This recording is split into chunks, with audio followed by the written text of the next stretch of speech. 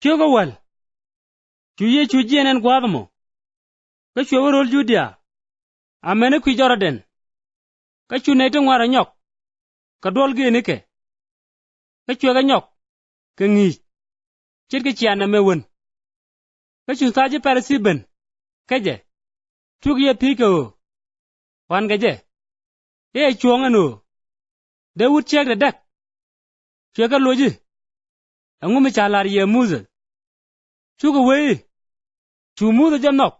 Eno. Buwut. Lo daga chek da kon lat. Ka baja kula palwa. Ka chuye chuga jok. E chuwa raja magor.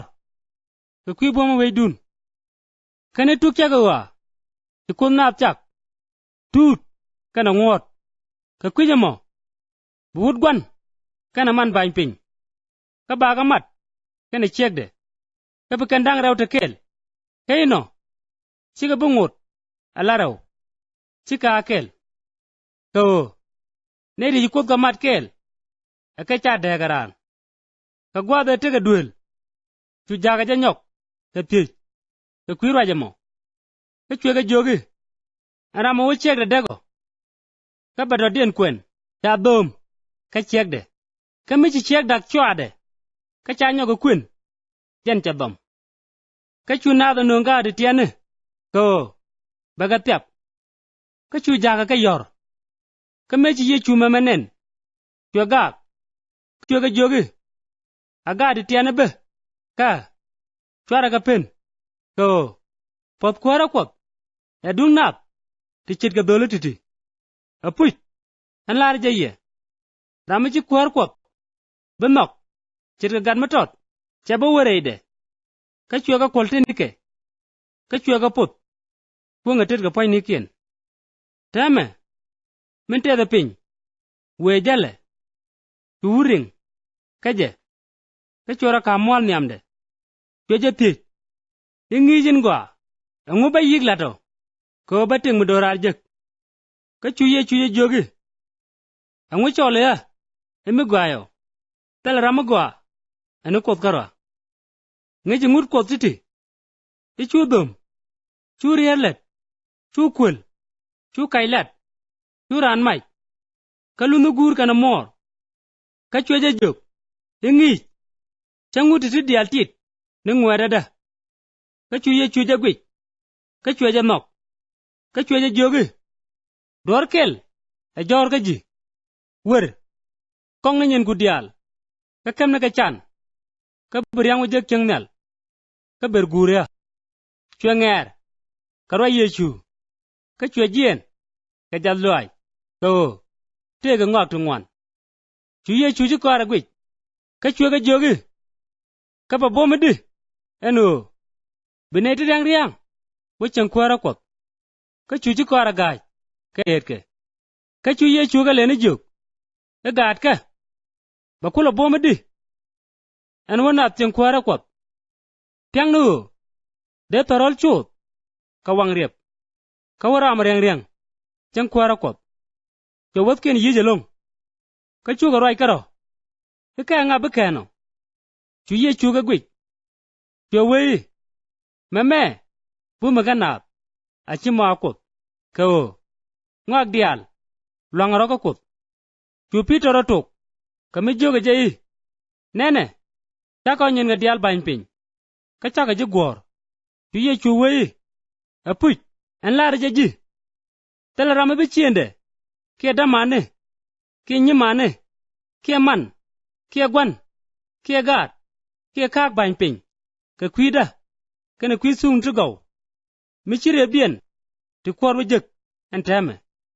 Den. Bareb dwele. Ti kwor. Kana damane. Ka nyimane. Ka man. Kana gan mane. Kak jek. Achang tegerik. Ka bateng mudorar jek. Ka gwada beyo. Kana itin wan. Tega nyam tame. Biga netin jok. Kana itin jok. Biga netin nyam. Min tega dup. Waga Jerusalem.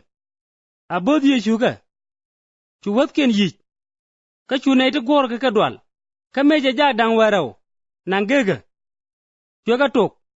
Ka melet ka min bituok. Kaje. Chwe wei. Nene.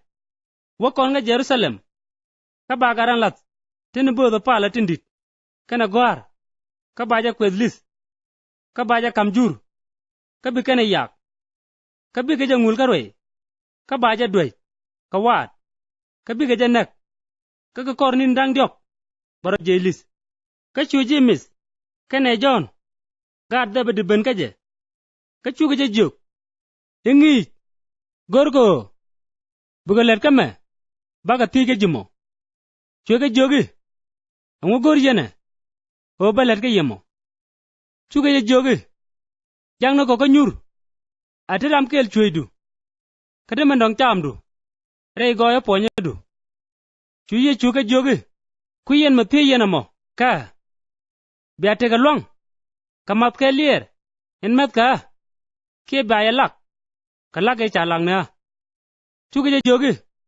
on ta ko long chuye chuga jogi eno bien mat ke lier en met ka baya lak kalak en lak na ka duno nyur chuida ke chamda che dungda mede soban e dung ne ne tin chana mariala ka kwidien meji jag dang wele ling chuga gak ke jimis kane John ka chuye chuga choro ka chuga juk engaje jenu netin changach ibi aru e juri roi ganat ka bom ka boskien la roi ganat ka bom den ka chabete no redun ramagoro ba ramadire dun badila le dun ramagoro ba bodre dun badila kwain dun dial ko ken garan ben ko baje lerika bego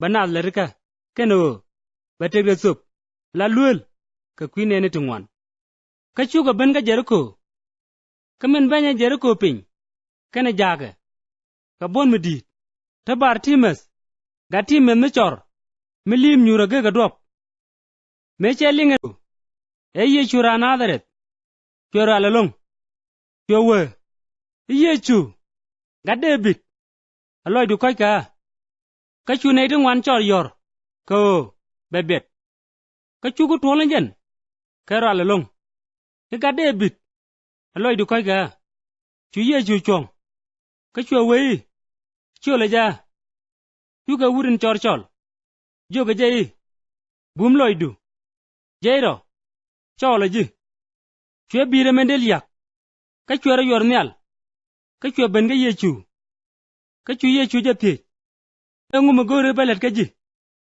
chu chora loy ingi da jang ne ga o bara nyoga gwech chu yechu ye jogi wadubdu ingabdu ji jaga gwa kan gwa mo pany chu wangoro chu lep ka chwe yechu gore dop